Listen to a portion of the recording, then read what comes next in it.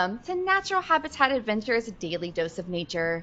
I'm your host, Brooke Mitchell, and today's topic is Conservation Connect, the Jaguar ID Project and Protecting Brazil's Biggest Cat with Abbie Martin, founder of the Jaguar Identification Project in Brazil.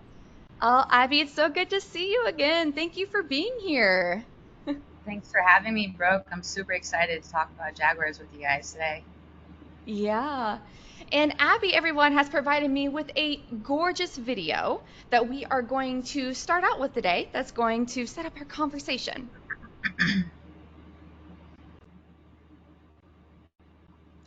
Alrighty, play.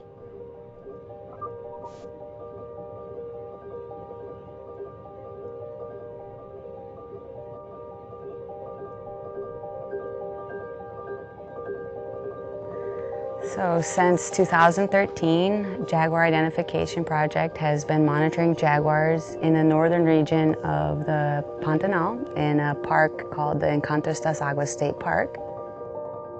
So up until today, Jaguar Identification Project uses mainly observational data.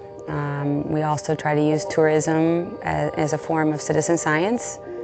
And since 2013, we've ID'd almost 400 different jaguars just on the river's edge.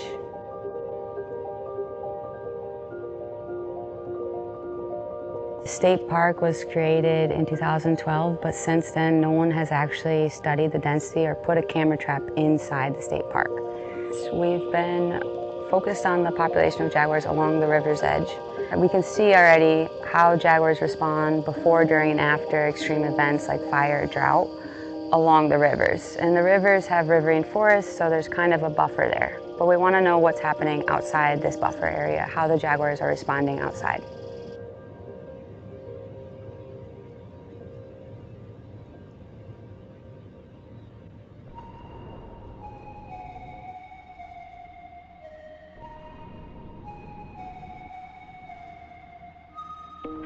My job as a field coordinator is organize the field campaigns. So now we have 17 stations with 34 cameras, 2 cameras per station, so we can get the both sides of the jaguars, and with that we can identify the individuals.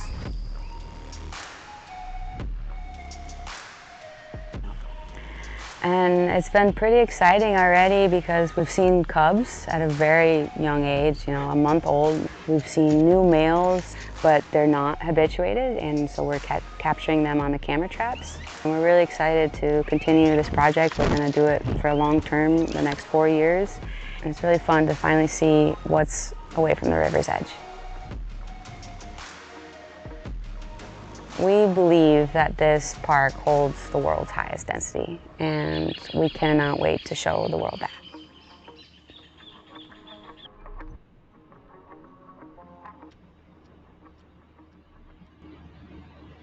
What a cool video. Oh my goodness. Okay, let's get back to the presentation. Thanks. Alrighty. Well, hi again, Abbie. Let's start from the very beginning. How and why did you start working in Brazil?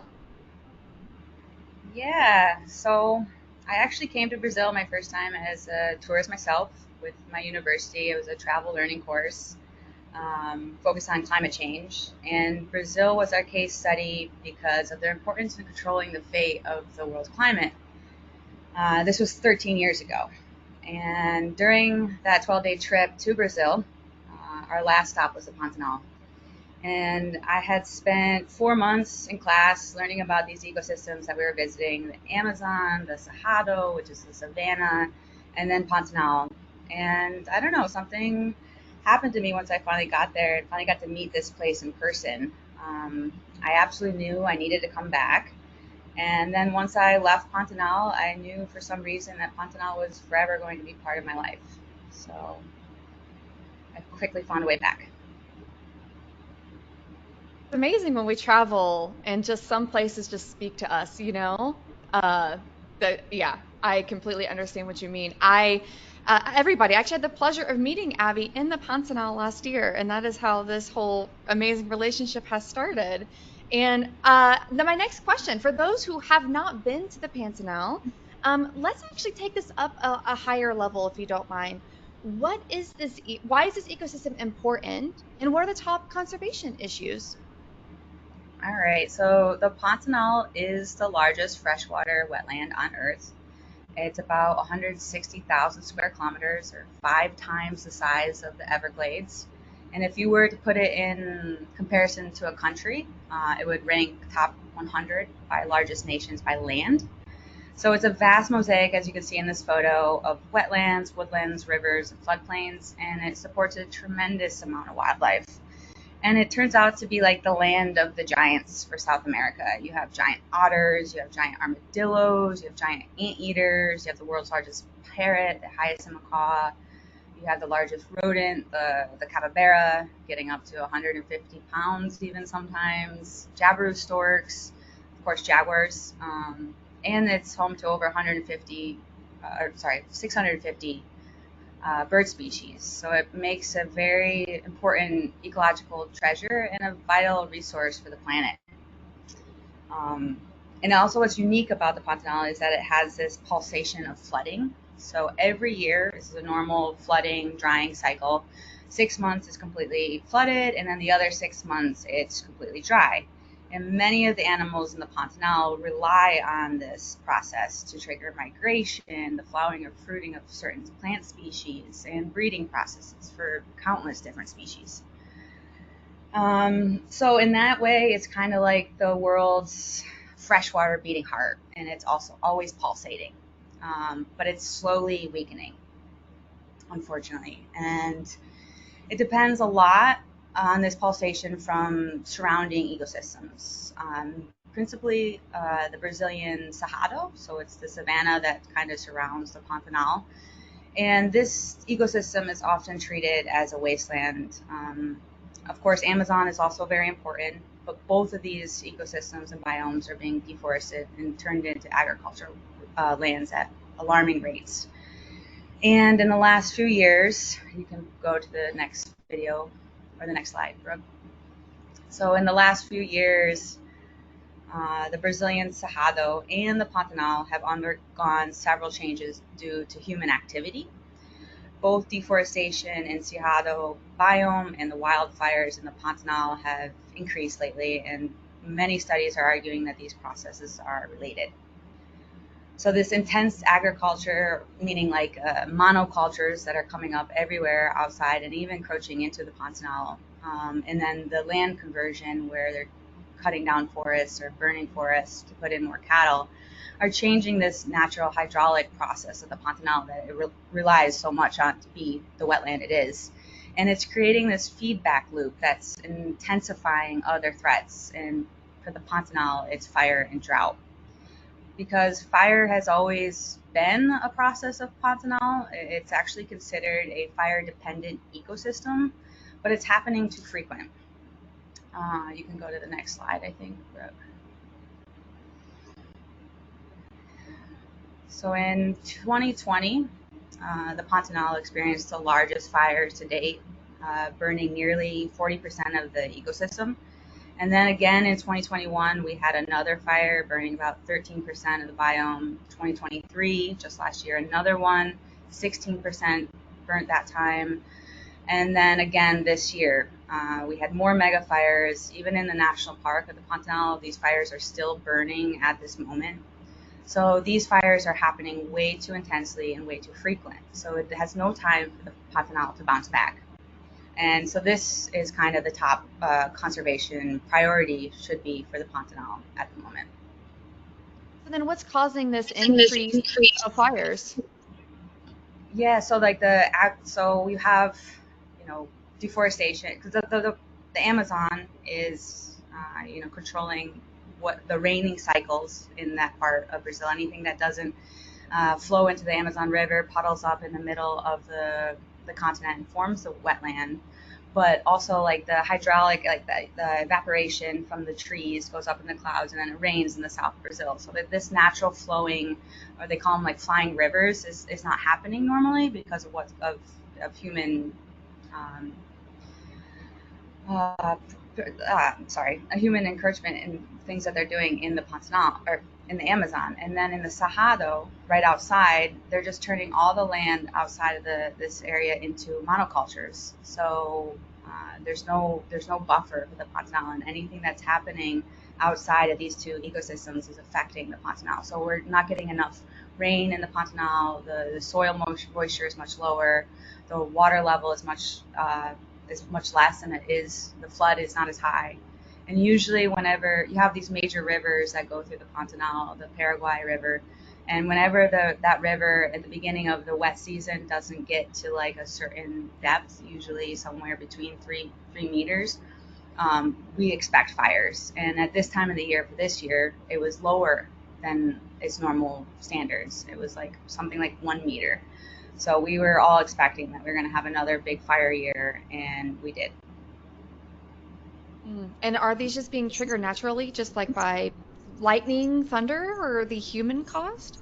Yeah, so because of Pantanal's history, it is an ecosystem that many plants and animals will rely on these fires. So during the drought season, at the end of the drought, which is usually around October, early or end of September, we start to get this first big rain. And with the first big rain, you get a lot of lightning.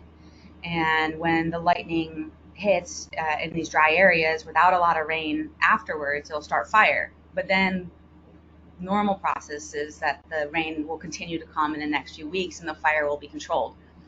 But the rain isn't coming, so that's one thing. And then the other thing is that there's a lot of incentives for farmland in the Pantanal right now. The price of cattle has gone up a lot, so you're having a lot of people that are not so much Pantaneros, these people that are from the Pantanal, like they've used fire to clear their pastures for their cattle. They know how to use it, and they know when not to use it.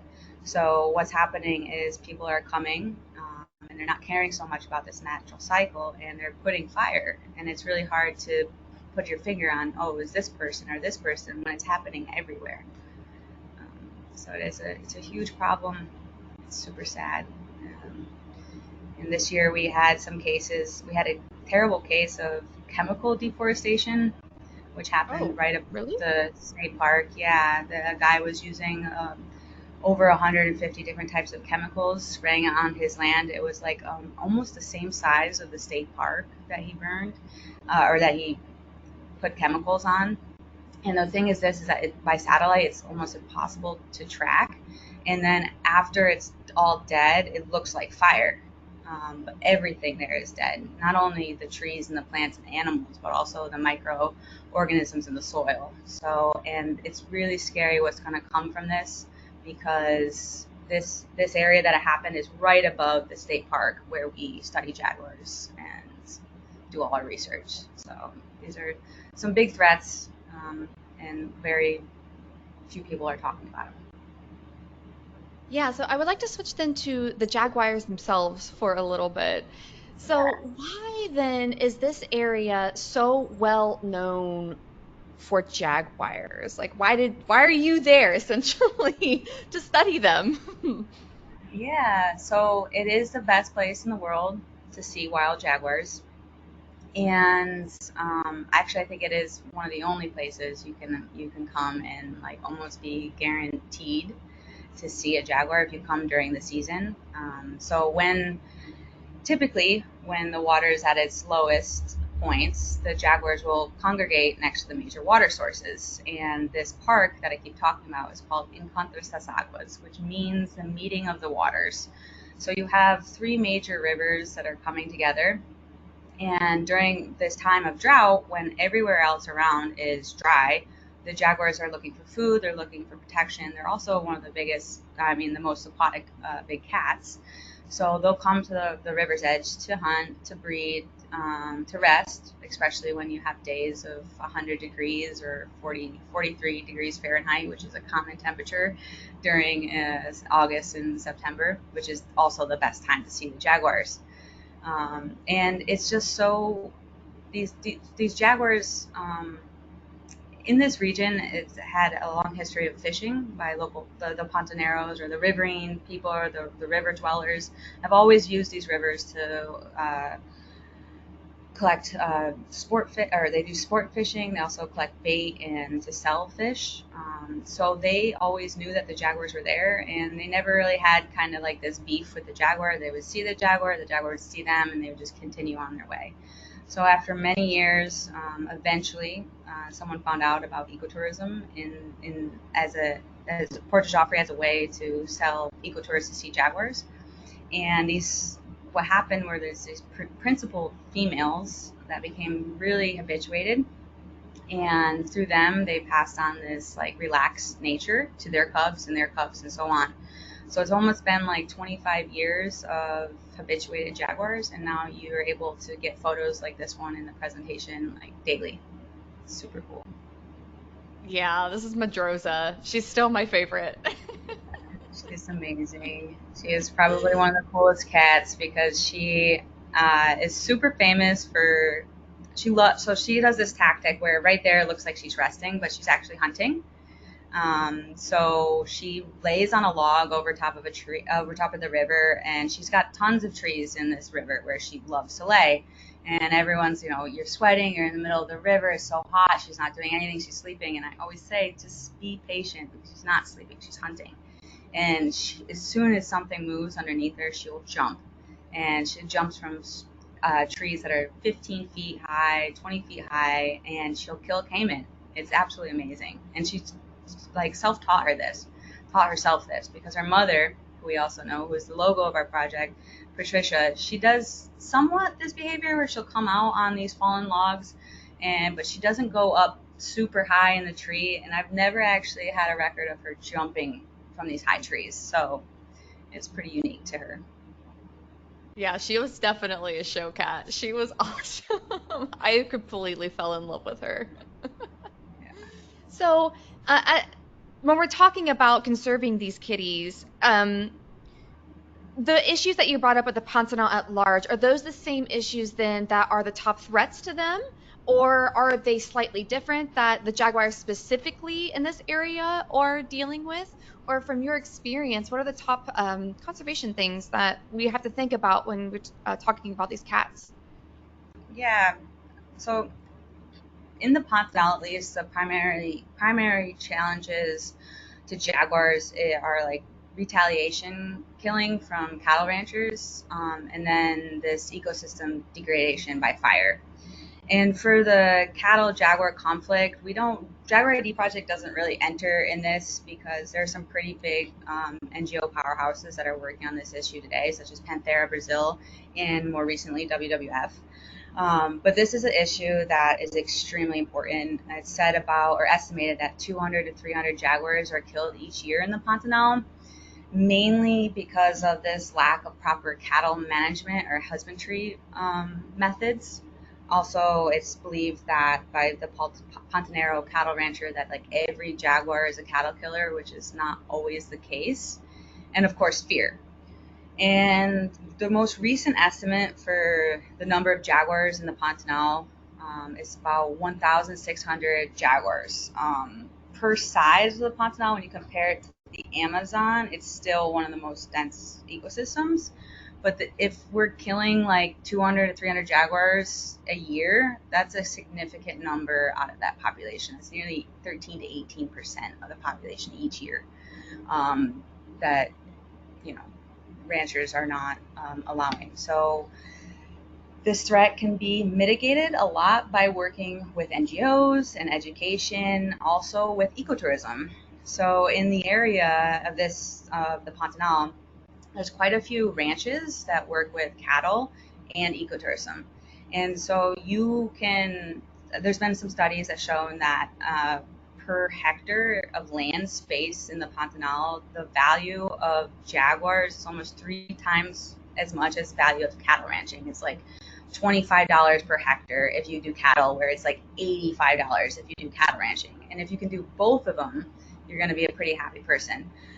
So there's quite a few ranches along this Trans-Pantanero Road that are lodges, or you might not even realize they're ranches, because historically they were ranches. Maybe for 130 years they've been ranching, but now that jaguars have become more relaxed in the area, and they've seen that it will pay much better and you don't have to work as hard if you can just maybe lose a few cattle each year, but now you have some resident females on your land and you can offer tourism to foreigners. It's pretty amazing. So there's a lot of work in this particular area, and obviously this model doesn't work everywhere in the world, because if you can't guarantee some sightings of wildlife, obviously the ecotourism idea doesn't work. But in the Pantanal, it's a solid way to mitigate this issue.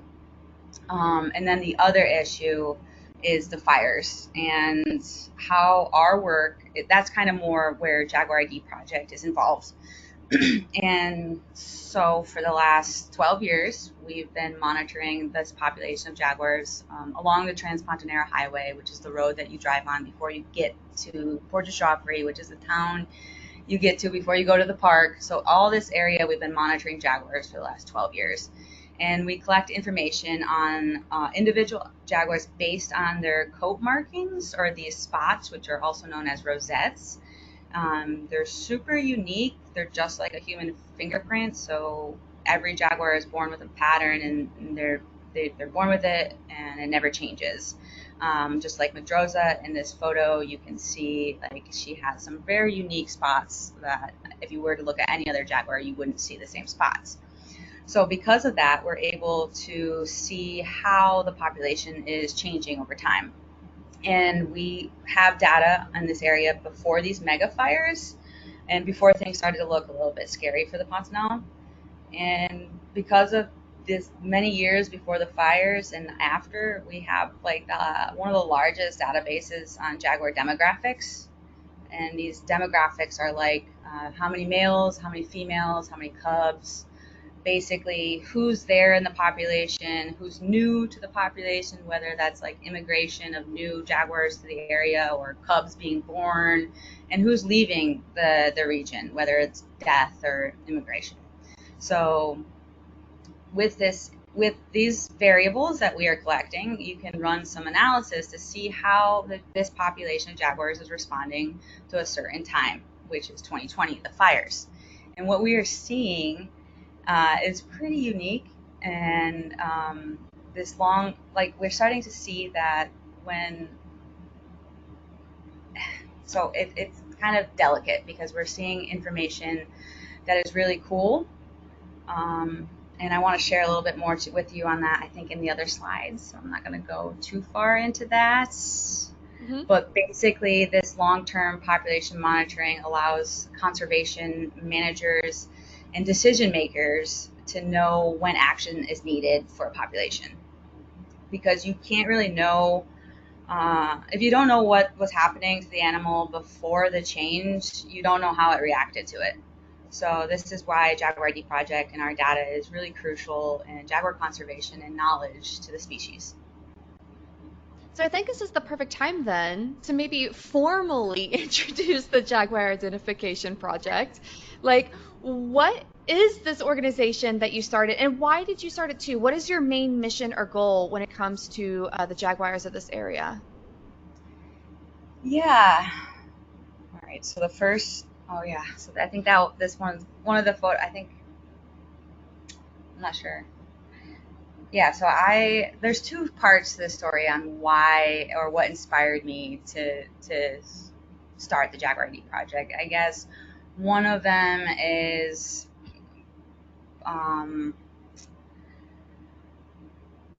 before I came as a tourist in 2013, I also had been to Ecuador and Africa, and I started to hear about this idea of citizen science, but I don't even remember at the time if that's what they called it, but basically I had photographed a cheetah mother at one of the parks, and then later on we went to a lodge and I found a brochure that was talking about identifying the cheetahs on the spot pattern of the belly, and I was like looking through my photos and I was like, oh my god, I got a perfect photo to ID this this cheetah.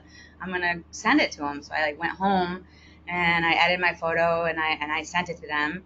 And I was really excited to hear back from them if they knew about this cat, because that's kind of what the brochure was saying, was like to do this. And unfortunately, I never heard back from them. But 2 years later, I found myself in Brazil working as a volunteer jaguar biologist on a floating houseboat in the middle of the Pantanal, IDing jaguars and giving talks to tourists about the species.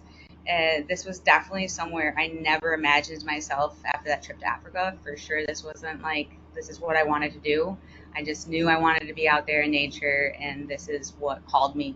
Like I said in the beginning, when I got to the Pantanal and I met the Pantanal, I knew I needed to stay. There was like, I was like infected with something. I don't know. I needed to come back.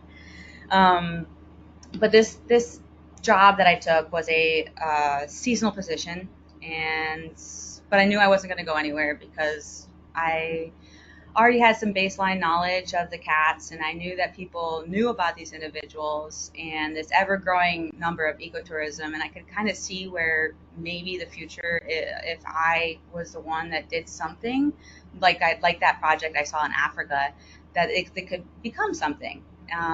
So I thought it would be really cool to invite everyone to participate and learn the stories of each and every cat, because these people are traveling thousands of miles and days to come to this place, and I thought it'd be nice if this information is available to everyone.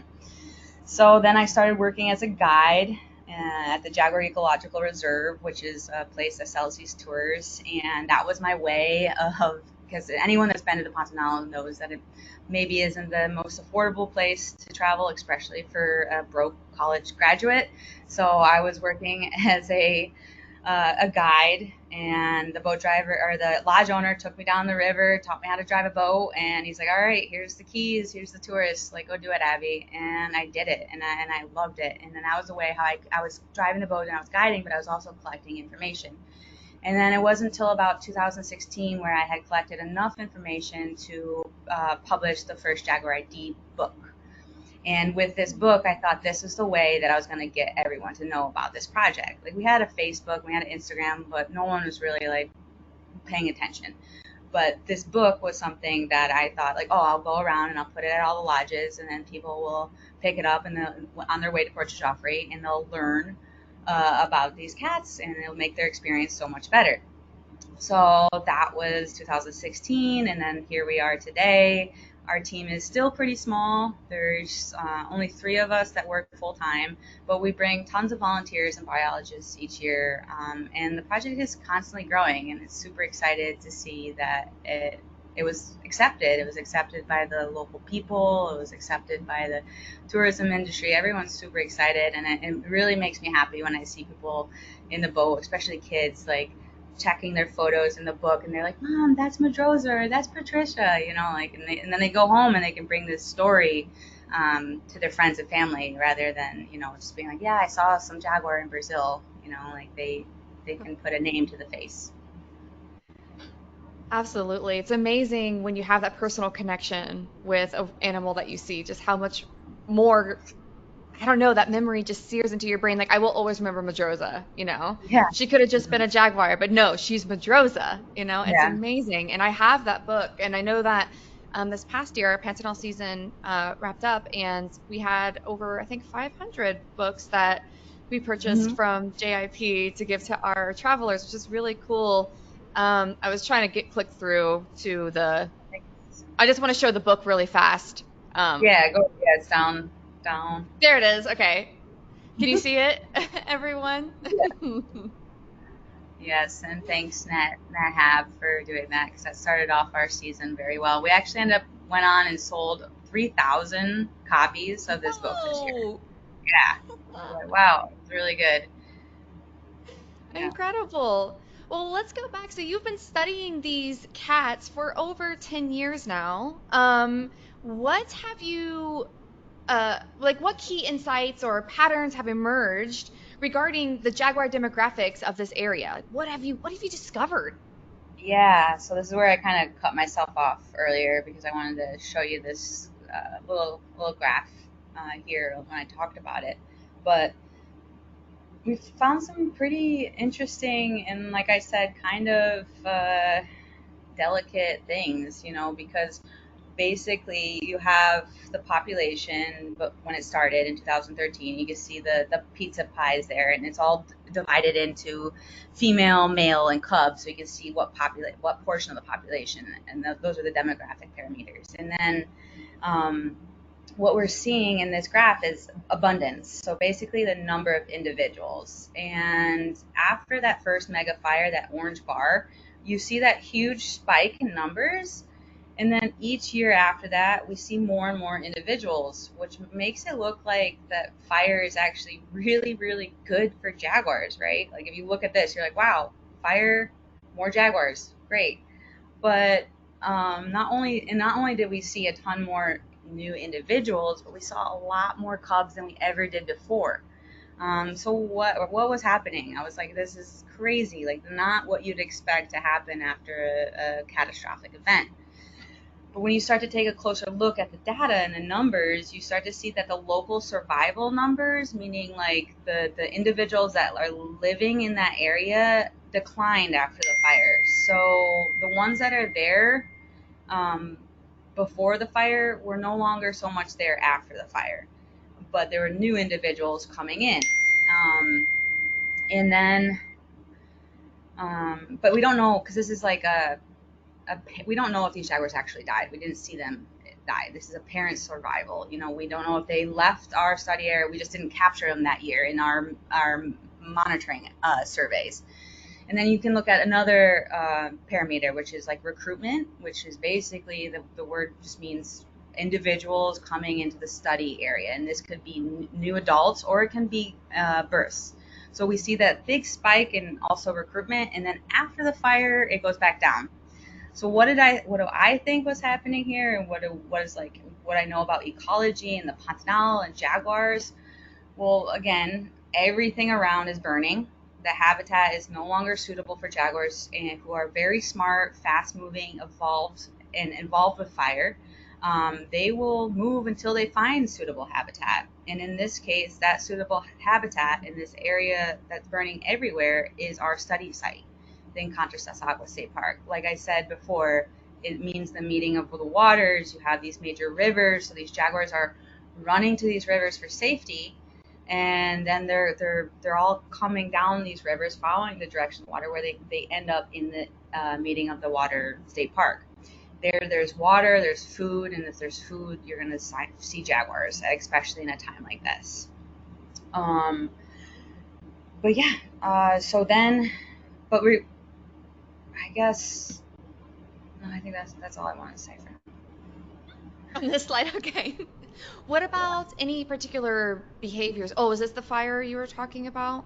Did the next slide pop up for Okay, you? yeah. So basically what happens is then it turns into like this epicenter of an ecological refuge, you know. So like all the animals are running to the river. They're running from the fire. They find the only forest that has food for them. And this is like a buffer, and it's super important.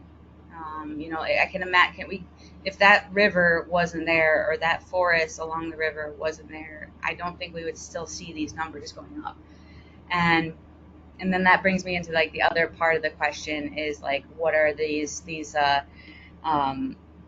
interesting behaviors, which is kind of what this photo is. So because of this area becoming like super populated, almost like a super population of jaguars, and all these individuals are coming here, and this accumulation of this large predator in a relatively small space has created a really unique social dynamic for some of the individuals.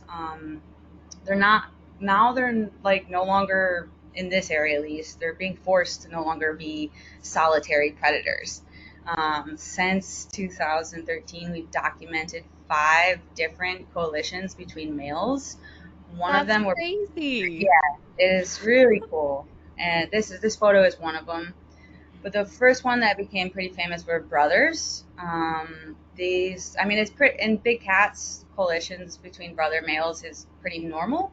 You see it in cheetahs and leopards and lions, but like we never saw it before jaguars. But then we saw unrelated males. We've had 2 instances of unrelated males forming a coalition. And now we have this one that's one of the ones that's happening right now. This is Rio and Mana. These guys are cousins, and we know that because we've been tracking their mothers. We've been tracking them since they were cubs. And it's really cool because the one on the, I guess if you're looking at the screen, is on the left, that's Rio, and the bigger guy on the right is Moneth. And Moneth is a year younger than the other Jaguar, but he's 2 times the size of Rio. And the one that's dominant, because in these coalitions you always have a dominant male that's kind of more like the leader. Rio is the dominant one, but he's smaller, but he's more experienced. And to watch these two interact together is absolutely amazing, because you have these two almost full-grown adult males hunting, sharing kills, grooming each other. Like, they're just best friends. And I think it's kind of cool story, and a good takeaway for us is like they realized, even Jaguars can realize, like they're stronger together, you know. And in this area where there's a super population and you're a young male and you're against all these other big males, if you can team up and be a little bit more friendly to this other male, then you guys are going to be more successful together. So that's one of the cool behavioral things we've been seeing over the years. We also saw more sadder side of the population growing, and it being a super, you know, like, because there's so many individuals, they need to figure out this social dynamic. And here last year we were able to record the first ever known record of infanticide in Jaguars. So infanticide is the killing of offspring as a reproductive strategy. It was speculated to occur with Jaguars, just because it's true with lions, it's true with leopards. I remember hearing a story recently in Sabi-san's how a new male came in and had killed all the cubs from that year, and it was super sad.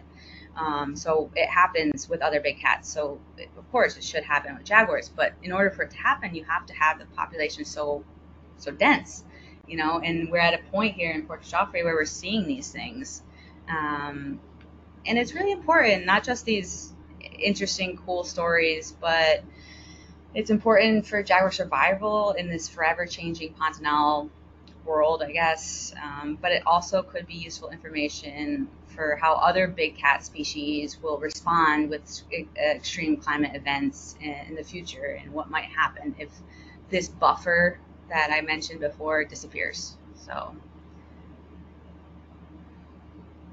speaking of, so obviously a lot of this data you have collected, you and your team have collected, but also a lot of the data that comes in is from citizen scientists. So you've mentioned it a little bit so far, but let's dive into that a little bit further. What role have citizen scientists played in helping you collect data and find these trends and these really cool sightings that nobody in your team saw?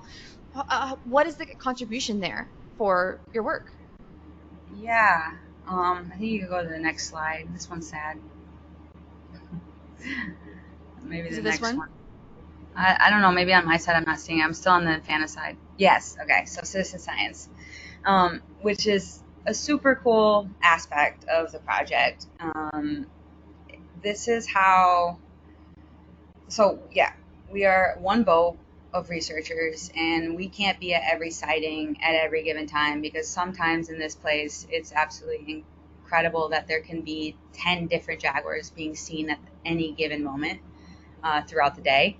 So we don't have enough funding or resources to be at each one of these sightings. But if the lodge or the tour guides embrace our work and they pass to the tourists that they too can play a role in the research, to me, that's one of the coolest parts of the project. Is as like a tourist. Obviously, if I'm a tourist in a new area and I can somehow help conservation, I'm definitely going to. And if that means just sending one of my million photos I just took, I would totally do it. And then I think in the next slide, we're starting to see that citizen science, if conducted properly and it works and it's accepted, it can be a more powerful tool than traditional methods. I think this is a little video too, I don't know if you can play it. But so sometimes we get these citizen science reports that are really important key information to connecting these dots. For example, this female here, Atrevida is her name. We had been monitoring her since 2015, 16, 17, 18, 19, 20. We saw her every year.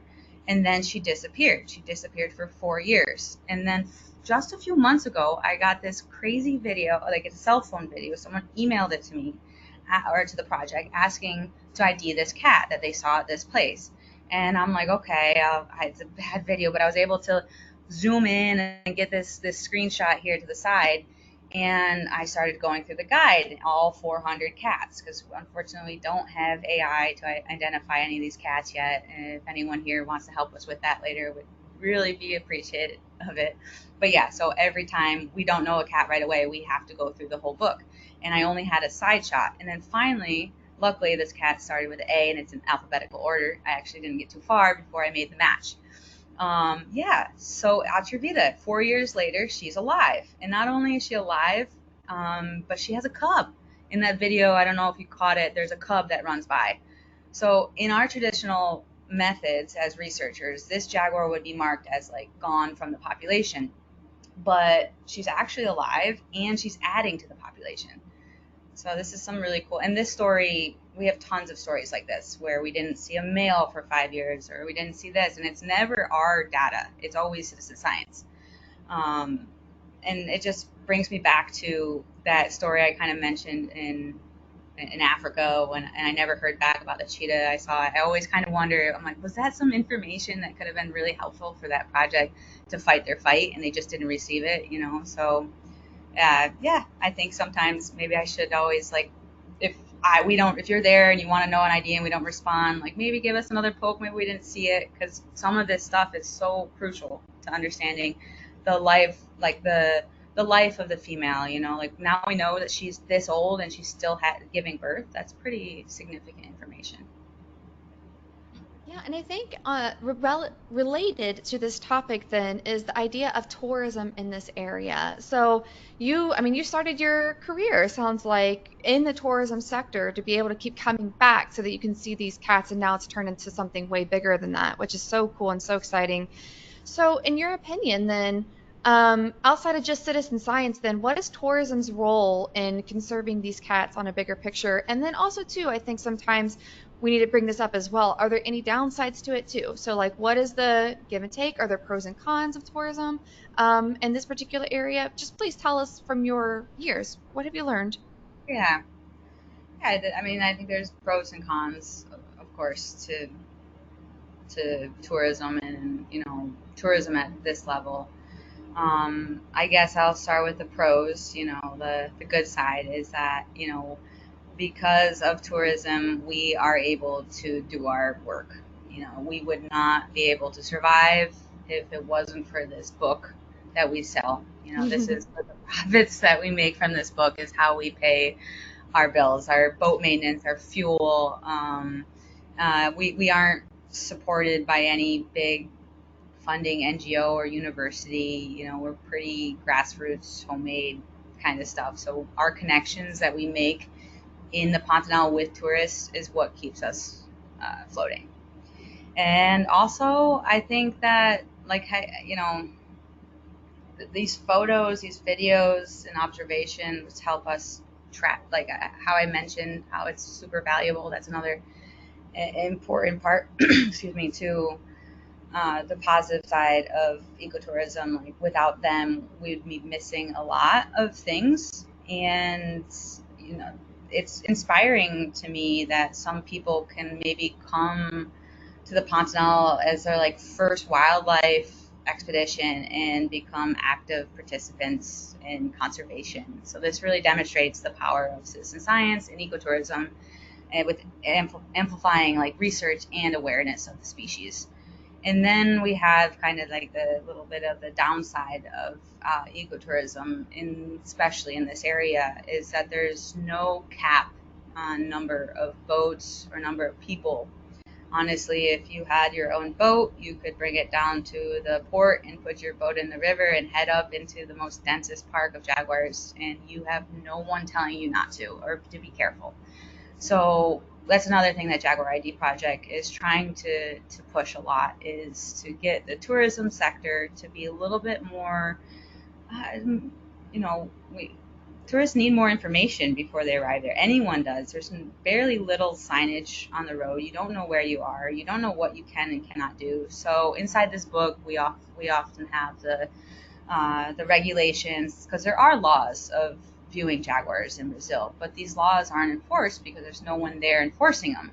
So it's really up to us as ecotourists and as responsible guides and responsible boat drivers to behave properly, because we could destroy this whole thing very quickly. And it's starting during a certain time of the year and certain years. It gets pretty ugly out there, I have to say. Like, you can have one Jaguar with 35 boats, and there's no way you can say that that's not just disrupting the Jaguar. But the good thing is, as a tourist and as a Jaguar, and this is what always makes me feel a little bit comfort inside, is that the Jaguar isn't confined to the river. Like, if it's truly, truly bothered, it can leave, and it will leave, and everyone's sighting will end if everyone doesn't behave properly. So that's kind of what we're showing. Like, and also certain individuals have certain behaviors. If you know that cat, if you get there and you can ID that cat, and you know it's not one of the mega super habituated cats, maybe tell your boat driver, or your boat driver will tell you, or your guide will tell you, like, let's just enjoy this for a moment, because if we call in the boat, she's gonna leave. And they do. But then you have Madroza and Marcella, who's on the cover of this book, and Patricia, and these cats who've like grown up in the, the point of all this tourism, and they will accept all the boats. And everyone wants to see a kill. They want to see a Jaguar take down one of these massive caimans or a capybara. And often I see people try so hard to get the photo that they're not noticing that they're disrupting the Jaguar's hunting. You're scaring all the kills. Like, we would all see a kill if we just give her a little bit of more space. And some of these rivers are too small. You don't have space for 30 boats. These other bigger rivers can hold 30 boats fine, and everyone can get an angle. But when you go into these small channels, which are really beautiful for photography, we have a problem often with Jaguars, their kill being disturbed, and they're not, they're still very successful hunters. And often what we see is that the Jaguars, and we don't know if this is related to tourism or the Jaguars' prey preference, but like, we see a lot of kills happening at lunchtime, when everyone, because we don't go back at lunchtime, we stay out all day, and this is the time where many of the tourists leave to go back, get out of the heat, go back and have lunch. They don't come back around 12:30, and during those like 2 or 3 hours, we see so many kills. But also, their favorite prey in this area are caiman, which come out when it's the hottest time of the day, which is around noon. So is there more prey available, or is there less disturbance? This is something that we're trying to study and understand a little bit better. But we've definitely seen many times people just getting a little bit too close, and even when they make a kill, and then you go into these grasses, and like, you can't see the cat, and then they come on top. And there's a really good video, I think, called "Loving Cheetahs to Death." And when I saw that, Oh yeah. I was like, oh no, this is the next Port de Joffre, like the Jaguars. But yeah. Yeah. So definitely regulation would definitely help a lot with that. And one thing that I love about NatHab and the former company that I worked for where I met you Yeah. is having that great respect for the cats. Because first and foremost, it doesn't matter about people's photos. Like, it's most Yeah. what is best for that cat. And then I feel like those boats then become highly respected, and a lot of the other ones look to them too. It's like, what is the best behavior, and calling people out. And yeah, I definitely appreciated And that, because there's yes, of course I want to see her too. We're all moving. We're like, you know, but still, it was, yeah, it was a really good experience. secret I can share with anyone that's watching that is going to Pantanal and is worried about this. There are tons of Jaguars everywhere. So if you want to get away from the mess, you can, and you'll go find a Jaguar on your own. In that moment, you find a Jaguar and there's no one else around. It's like the ones that I like love. Everyone does. It's like feels way different when it's just you and that cat. And there's so many rivers and channels and possibilities for this to happen. So there's no reason why we can't figure out a system to divide everyone up properly. Absolutely. I completely agree. It's crazy that we're already down to like the last 10 minutes, and I still have more Oh, questions, but I also want to make sure we get to the Q&A. So let yeah. me, oh, what's this beautiful photo? Is this of your camera trap grid that you just completed this Yeah. year? Yeah, I mean, I guess the video, we don't have to talk much about this, but basically the video is talking about how we are doing this first grid inside the state park, and It's never been done before, and it's super cool for us to get away from the river's edge and see what's going on out there. And it's involving the locals. I think this was kind of something above there. It was like we in order to go into Jaguar land, which is there's so many jaguars everywhere. All we see is jaguar tracks and jaguar scat and jaguar marks everywhere.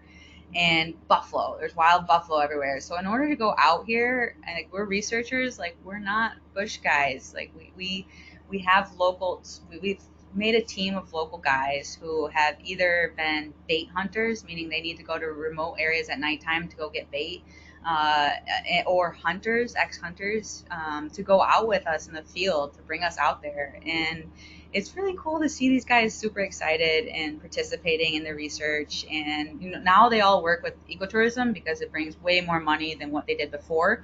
But they're really experienced, and they're people that we can trust when we're out there. So that's kind of how our project is involving the locals in the area. Which I love. It's such an important part of any successful conservation project is, just making sure that the locals are a part of the work. Wow, this picture is unbelievably cute. Before I turn it over to questions, because like I said, we're getting quite a lot, and everybody, feel free, start bringing your questions in. We're going to get into Q&A very shortly. What are your future goals or hopes for the Jaguar Identification Project? And then also, too, if you just want to go ahead and right on into it, how can we best support you? All of those things in reaching your future goals. I guess I'm just going to say the dream goal is, talking about how the refuge and the riverine forest and the river, I hope that someday we can receive some support and some funding to buy some land in the Pantanal that is connected to these riverine forests, because I really fear, as things keep going and how progress is looking in Brazil, that these rivers are like the last refuge, and we really, really need to protect them at all costs, whatever's left of them. And I really would love to see that this grid project is completed. We've found a lot of obstacles this year. Jaguars breaking our cameras all the time. Buffaloes breaking our cameras. So anyone can donate cameras or equipment. Also, we're like hiking, it's like 15 kilometers in 100-degree weather. So we're thinking like maybe we can use some help with like a four-wheeler to get around to make it a little bit easier and a little bit safer. We've had a few scares this year with dehydration. Like, it doesn't seem like it's the world's largest wetland, but during this time where we set up the camera traps, it's so dry. There's not a drop of water around, and everything's been burned. So it's super hard out there on us. And sometimes I just wonder, like, how is anything alive out here? But then you see it, that they find a way. Nature's just incredible. So yeah, I think that's kind of it. I mean, I guess, yeah, we'll wrap it up there. Can't believe it already been an hour. That was quick. I know. I guess I wanted to say for everyone to check out a documentary that we did in 2022 called Saving Jaguars and Ourselves. If you type that into Google, you'll find it, and it will talk a lot about these climate issues and what you can, and it has a lot of call to actions on how you, even though like this feels so far away, and Pantanal, you may or may not know it, but maybe something in this story I told you today touched you, and you want to know how to help. In that documentary, you'll see how to do that. Awesome. Perfect. Okay, so let's get to Q&A here. We have a lot, and everybody, like I said, in your control panel, go ahead and select those in. So Abbie, if you have a few more minutes outside of 5 minutes, we'll go through some of these. I did also receive a comment here, which I'll throw out to everybody, that somebody had submitted photos to you, and you got back to them really fast of who it was. So like somebody did this that's watching right now. So we have proof that you get back to people. Yeah. Okay, great. So going back to the person who did the chemical burning, did anything ever happen to that person? Were they persecuted at all? Yeah, but unfortunately, the process is ongoing, and he's not in jail. And nothing has truly came from it yet, unfortunately. And he's a very, very wealthy person, so I feel like he probably will get away with it, because I've seen it happen multiple times in Brazil with other things, but this is pretty drastic. So I can't imagine that he'll completely get away with it. I was told that maybe the same amount of land that he destroyed with this chemical deforestation that he's going to have to buy or get, or he owns already, but he's not allowed. He's going to have to like donate it to the park, and it's going to be next to the state park, so it's going to make the park bigger. So I hope that story is the true side of it. But yeah, Guess we'll see.